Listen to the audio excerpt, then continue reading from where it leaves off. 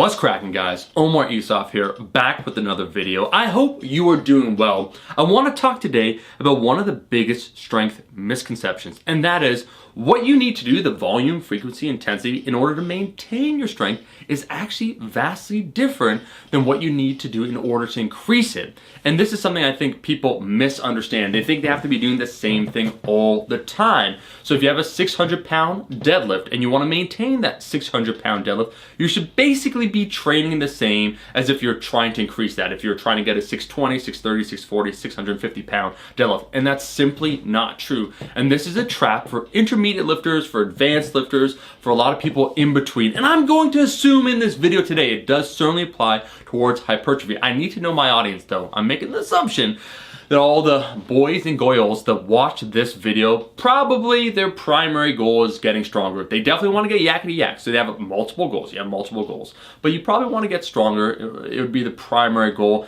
Then at some point, once again, yakety yak for sure, and then relatively lean, right? You don't want to be winded walking up a flight of stairs. So those are your goals, and how do you manage these qualities? Well, let me elucidate you with an example right here. Let me show you my recent training. What if I was to tell you, so I have deadlifted 600 pounds before, but what if I was to tell you that I've maintained my deadlift strength by only deadlifting one time per month? Now, this isn't by choice. I'm dealing with a little bit of an elbow issue. I'm talking deadlifting 6 times over the last 6 months. So roughly one time per month, and I'll work up basically to single and maybe one back offset, and I could still deadlift 600 pounds. Let me show you. So I was training with the nipples.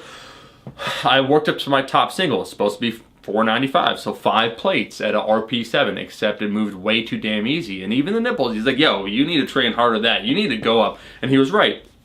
So I loaded up the 25, so the quarters on there, 545. And that also moved really easy. I'd say it was a RP8. So that's about what I was shooting for.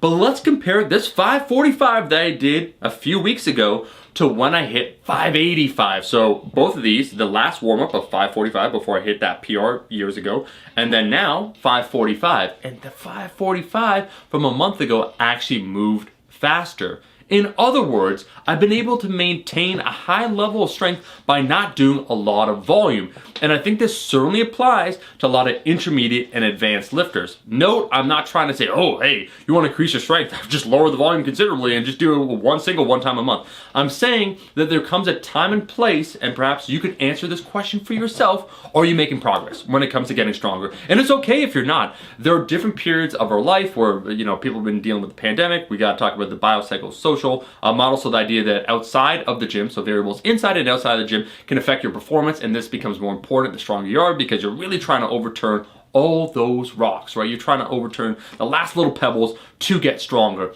And if you've been in a plateau for a long period of time, it might be time to switch things up. And I don't mean, once again, haphazardly, like, oh, I'm not getting stronger, let me just train my chest. Nah, you need to be dedicated, you need to have a goal, a framework, and try and pursue it.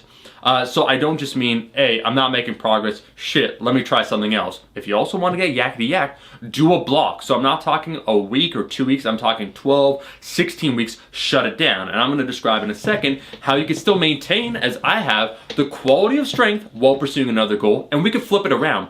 If you're a hypertrophy lad, you want to win all those trophies, and it's hard to be objective because you're looking at your body. You are subjective. You're taking a look at yourself and you're like, okay, like this is how I look. I don't know if I'm getting bigger actually. It might be time for you to change it up because in an indirect way, getting stronger. So you doing a strength block could assist with your overall goals of hypertrophy. Let's talk about this. Okay, so if you've been in a plateau, and you can answer this, I'm very curious for most people, and you're losing a little bit of that motivation to train because nothing seems to be working, it could be your programming, it could be a lot of different things, it could be the energy you apply in the gym, stress, a lot of factors. Nonetheless, think about this from a time, effort, reward standpoint. You're spending all this time and you're not really getting any results. What if you did a different approach? So instead, you did a few singles incorporated into a more hypertrophy-oriented program. You did a block for 12 to 16 weeks, so you're not focusing on strength.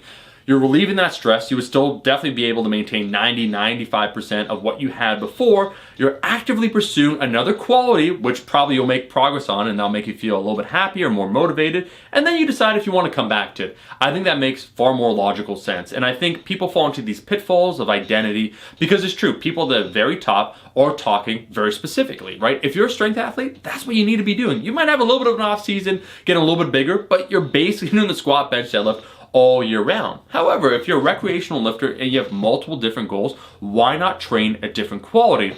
And that is one of the biggest misconceptions, that you need to be doing all this volume, intensity, frequency all the time. What you want to do, hey, park it, shut it down. You've been in plateau, 12, 16 weeks, hypertrophy.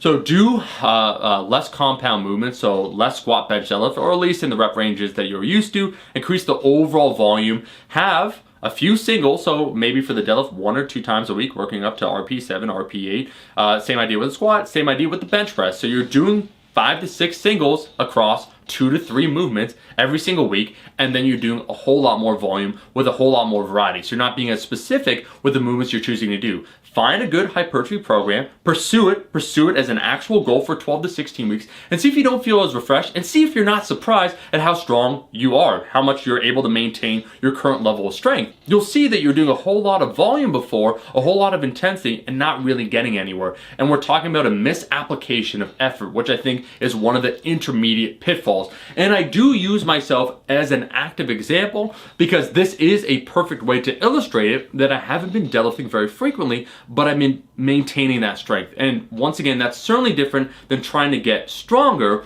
but I think for most people, maintaining what you have while also increasing other qualities can be a very powerful thing. Anyways, that's all I wanted to talk about today, a very quick video. We're going to be back to uploading more frequent videos. We're just getting in the groove right now. Thank you so much for watching this video. Before I let you go, I should let you know there is another episode of Ancient Workouts with Omar, and talking about getting outside of our comfort zone. I went for a run. A 3-kilometer run was the challenge. In this one, we're talking about the legendary Apache Warriors. I want you to check it out. It's the top link in the description. Go ahead, leave a like, leave a comment. The series is going fantastic, and I have you to thank. 2022 is about reevaluating our goals and how we approach them so that we can actually achieve them. So please, let me know in the comment section what your primary goals are, because I think I know the audience, but I want to make sure, like the video if you haven't liked the video, and I'll see all you guys, my rascals, in that next one. Peace.